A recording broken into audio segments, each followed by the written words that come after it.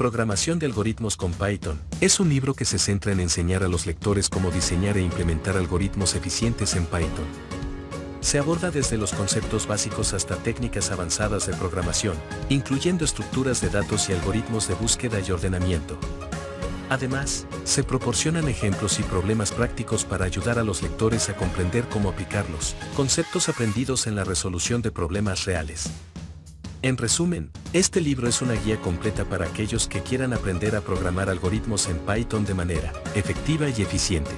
Si estás viendo mi video de programación de algoritmos con Python y te ha gustado, te invito a que te suscribas a mi canal de YouTube y actives la campanita para que puedas recibir notificaciones de mis próximos videos.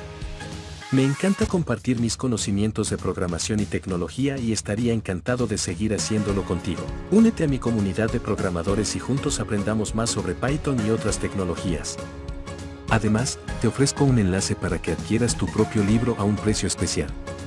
No pierdas esta oportunidad. Gracias por tu apoyo.